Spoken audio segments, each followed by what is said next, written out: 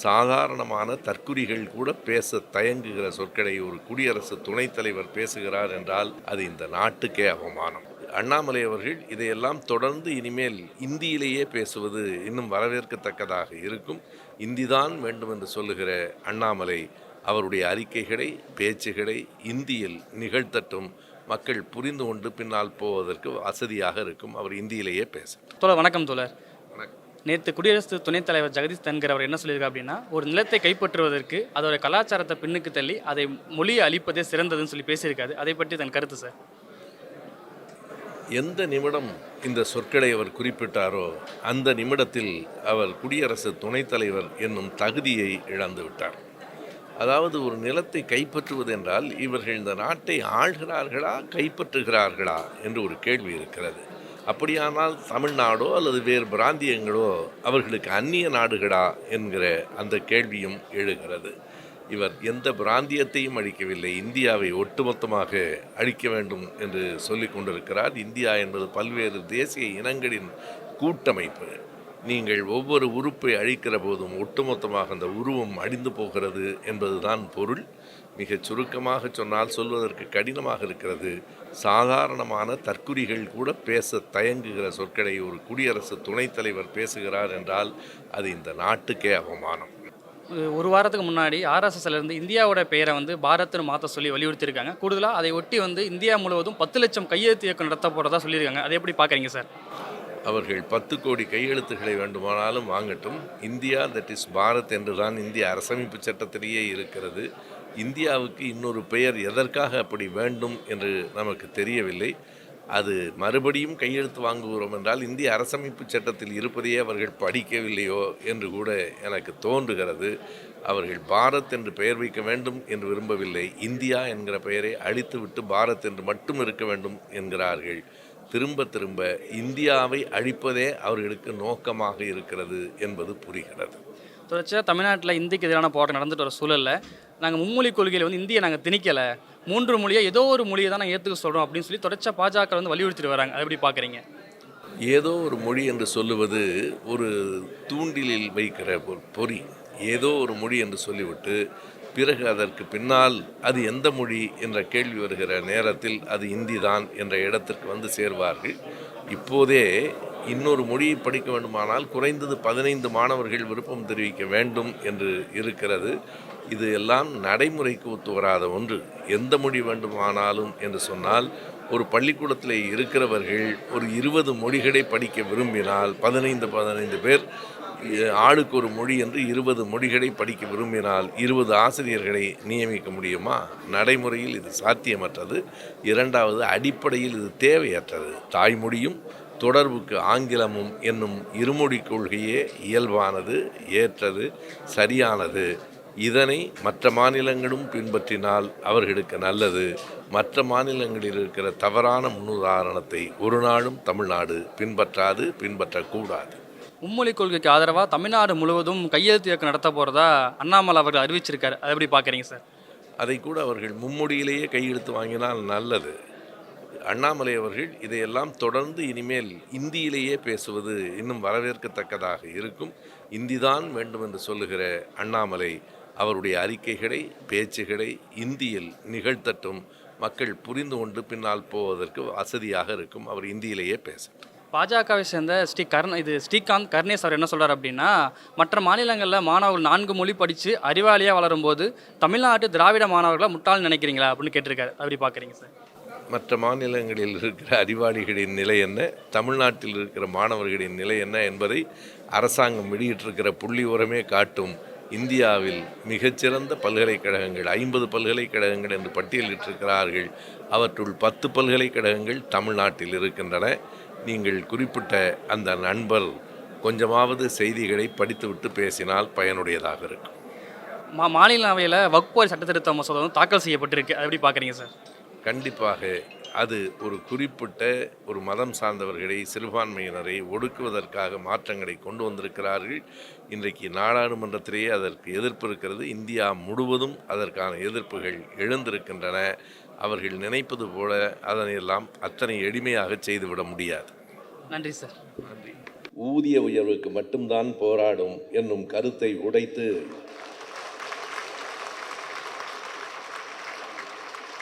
சுயமரியாதை இயக்க வரலாற்றை கொண்டாடுகிற உங்கள் சங்கத்தை முதலில் வணங்குகிறேன். இங்கே வெளியிடப்பட்டிருப்பவை வெறும் நூல்கள் இல்லை. திராவிட இயக்கத்தின் வேர்கள், திராவிட இயக்கத்தின் தூண்கள், நீதி கட்சி வரலாறு, சுயமரியாதை இயக்க வரலாறு, ஓர் அறிஞரின் வாழ்நாள் உழைப்பு, அடுத்த தலைமுறைக்கு அவர் தந்திருக்கிற கொடை. நூலாசிரியர் ஐயா அவர்களுக்கு என் வணக்கம். காலத்தின் அருமை கருதி எல்லோருடைய பெயரையும் சொல்லிக் கொண்டிருக்க நேரமில்லை, மன்னிக்க வேண்டும். இந்த நூலை வெளியிட்டு சிறப்பித்திருக்கிற நம்முடைய ஆசிரியர் உள்ளிட்ட மேடையிலும் அரங்கிலும் இருக்கிற அனைவருக்கும் என் அன்பு வணக்கம். இந்த 2 தொகுதிகளும் இன்றைக்கு வெளியிடப்படுவதாக சொன்னாலும் முதல் தொகுதி வெளிவந்து நாளாயிற்று. முதல் தொகுதியை நான் படித்து முடித்த பிறகு அதை எனக்கு சொல்லாமல் இருக்க முடியவில்லை என்பதால் அன்பகத்தில் முதல் தொகுதியை பற்றி மட்டும் 1.25 மணி நேரம் அந்த நூல் வெளியிடப்படுவதற்கு முன்பே பேசிவிட்டேன். அது கொஞ்சம் அதிக பிரசங்கித்தனம்தான். ஆனாலும் அண்ணன் திருநாவுக்கரசு அவர்களிடத்தில் அனுமதி பெற்று ஒரு தொகுதியை பற்றி 1 மணி நேரத்திற்கு மேலாக பேசினேன் என்று நான் சொல்லுவது இப்போது 2வது தொகுதியை பற்றி இன்னும் 1 மணி நேரம் பேசுவேன் என்கிற அச்சுறுத்தல் இல்லை. அதற்கு உரிய இடம் இது இல்லை என்பதை நான் அறிவேன். எனக்கு பின்னால் 3 பெரியவர்களும் பேச இருக்கிற காரணத்தால் ஒரு 10 நிமிடங்களில் மிகச் சுருக்கமாக 2 செய்திகளை முன்வைக்கிறேன். ஒன்று, ஒரு புத்தகத்தில் எவ்வளவு பெரிய செய்திகள் அடங்கியிருக்கின்றன என்பது. இன்னொன்று, இவ்வளவு பெரிய வரலாற்று ஆய்வில் எப்படி சின்ன சின்ன செய்திகளும் நம்மை சிந்திக்க வைக்கின்றன என்பது. 2ஐயும் சேர்த்து சொல்ல வேண்டும்.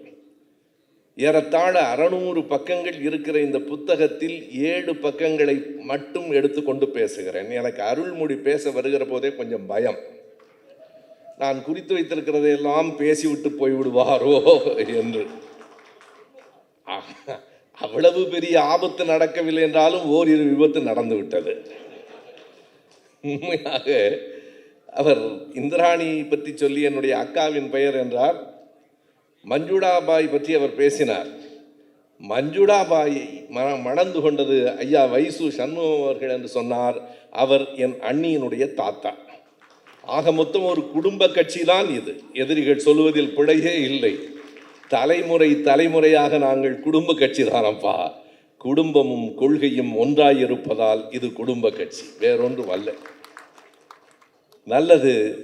7 பக்கங்கள் என்று சொன்னேன். அது 2வது தொகுதியில் இருக்கிற 95வது பக்கத்திலிருந்து 102வது பக்கம். எதற்காக அந்த 7 பக்கங்களை எடுத்துக்கொண்டேன் என்றால், நாம் அறிந்திருக்கிறோம் என்று நினைக்கிற செய்திக்குள் கூட அறியாதவை எவ்வளவு இருக்கிறது என்று உணர வைத்த 7 பக்கங்கள். அவை வேறொன்றுமல்ல, ஐயா பெரியார் அவர்கள் குழுவினரோடு பம்பாய்க்கு போய் வந்த அந்த செய்தி. அவ்வளவுதான்.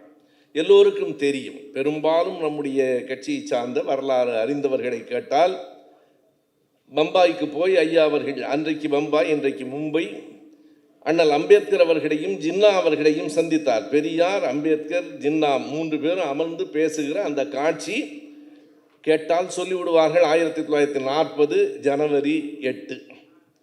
ஆனால் அந்த பயணம் எப்போது தொடங்கிற்று? ஜனவரி மாதம் 4ஆம் தேதி ஈரோட்டிலிருந்து ஐயா புறப்படுவதிலிருந்து தொடங்குகிறார். ஒவ்வொரு நிகழ்வையும் எந்த மணியிலிருந்து எத்தனை மணி வரைக்கும், பெரியாரும் அம்பேத்கரும் இத்தனை மணியிலிருந்து இத்தனை மணி வரையில் பேசிக் கொண்டிருந்தார்கள். எது வியப்பு என்றால், இன்றைக்கு நாம் எல்லாவற்றையும் பதிவு செய்து விடலாம். சிவிஎம்பி எழிலரசன் தோழர் எப்போது பேசத் தொடங்கி எப்போது முடித்தார் என்று கண்டுபிடிக்க வேண்டியதில்லை. அதோ பதிவு செய்து கொண்டிருக்கிற அத்தனை கருவிகளும் நமக்கு சொல்லும். ஆனால் 85 ஆண்டுகளுக்கு முன்னால் ஒவ்வொன்றையும் அவர் சொல்லுகிறார்.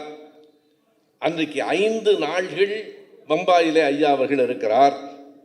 ஐயா அவர்களோடு பேரறிஞர் அண்ணா அவர்கள், TAV Nathan, Sunday Observer Balasubramaniam, KM Balasubramaniam. KM Balasubramaniam தான் திருவாசகமணி என்று அழைக்கப்பட்டவர் என்று கருதுகிறேன்.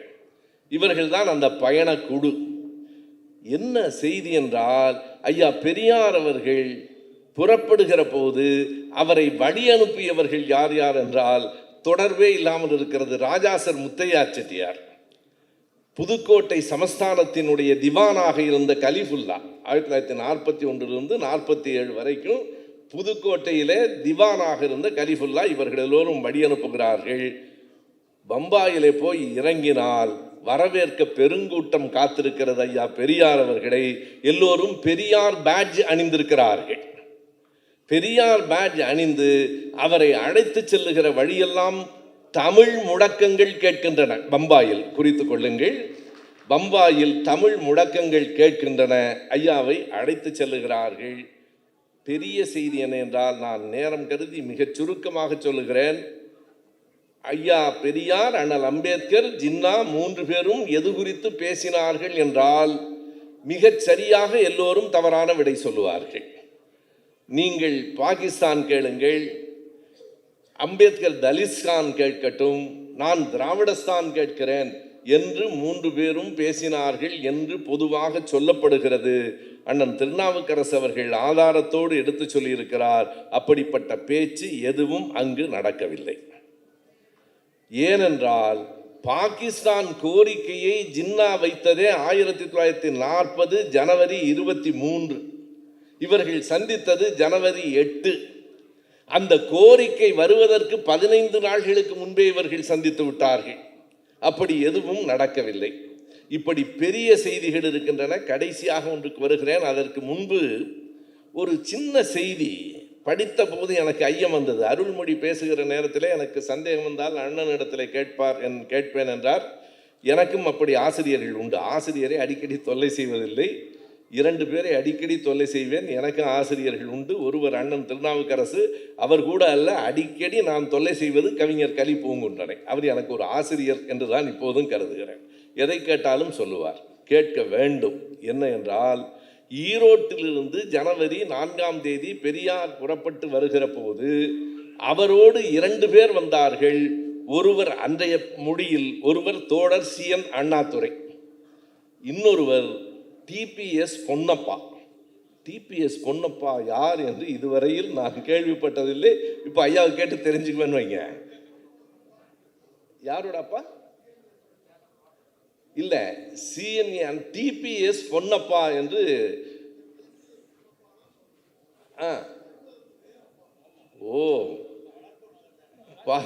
அதாவது தெரிந்த செய்திகளை சொல்லுவது மட்டும் புத்தகம் இல்லை, தெரிந்து கொள்ள வேண்டிய செய்திகளை தேட வைப்பதும் ஒரு புத்தகத்தினுடைய அடிப்படை. எனக்கு இன்று இந்த மேடையில் கிடைத்திருக்கிற புதிய செய்தி, பரிமளம் அவர்கள் வளர்ப்பு மகன் என்பது எனக்கு தெரியும். அவருடைய அப்பா தான். ஏன்னா பெரியாரோடு 2 பேர் வருகிறார்கள். ஒருவர் அண்ணா, இன்னொருவர் பொன்னப்பா என்றால் இன்னொருவர் முக்கியமானவராகத்தானே இருக்க வேண்டும். சாதாரண ஆள் அப்படி அண்ணாவோடு இணையாக வந்திருக்க முடியாது. அந்த பெயர் குறிக்கப்பட்டிருக்கிறது. இப்படி மிக சின்ன சின்ன செய்திகளும் இடம்பெற்றிருக்கின்றன. கடைசியாக ஒன்றை சொல்லி நான் பேச்சை நிறைவு செய்து விடுகிறேன். சரி, அப்படியானால் பெரியார், அம்பேத்கர், ஜின்னா 3 பேரும் என்ன பேசினார்கள்? எதற்காக பெரியார் பம்பாய்க்கு போனார்? அது மிக முக்கியமான செய்தி. எதற்காக போனார் அதை அவர் குறித்திருக்கிறார். அங்கிருந்து என்னை வர சொல்லி தந்தி வந்ததால் புறப்பட்டு போகிறேன். அம்பேத்கரும் ஜின்னாவும் சந்திக்க. இன்னைக்கு இருக்கிற சில பேர் அருள்மொழி கோபமா சொன்னார், பெரியாரை பற்றி எல்லா மண்ணுக்கும் புரியாது. பெரியார் மண்ணில் வாழ்கிறவர்களுக்குத்தான் புரியும். பெரியாரை அம்பேத்கரும் ஜின்னாவும் பார்க்க விளைந்தார்கள் என்பது ஐயாவுக்கல்ல, நமக்கான மரியாதை, இந்த தமிழ்நாட்டுக்கான மரியாதை. சென்றார். அண்ணல் அம்பேத்கர் தேநீர் விருந்தும் இரவு விருந்தும் கொடுத்தார். தாராவியிலே மிகப்பெரிய ஊர்வலம் நடைபெற்றது. பெரியார் அவர்கள் 3 மணி நேரம் உரையாற்றினார். அறிஞர் அண்ணா அதனை ஆங்கிலத்திலே மொழிபெயர்த்தார். நமக்கென்று ஒரு வரலாறு உண்டு. நேற்றைக்கு வந்திருக்கிற தற்குறிகளுக்கு இவையெல்லாம் தெரியாது. என்ன பேசினார்கள்? வேறொன்றுமில்லை, மறுபடியும் இந்திய எதிர்ப்பு போராட்ட இந்த காலகட்டத்திற்கு ஏற்ற செய்தி என்பதால் சொல்லுகிறேன். மறுபடியும் இந்திய எதிர்ப்பு போராட்டத்தை தொடங்க வேண்டும் என்று பெரியார் சொன்னார். அம்பேத்கரும் ஜின்னாவும் தொடங்குங்கள், நாங்களும் சேர்ந்து கொள்ளுகிறோம் என்று சொன்னார்கள். 85 ஆண்டுகளுக்கு பிறகு அதே இடத்திற்கு இந்த உலகம் மறுபடியும் வந்து சேர்ந்திருக்கிறது. தொடங்குவோம். நன்றி, வணக்கம்.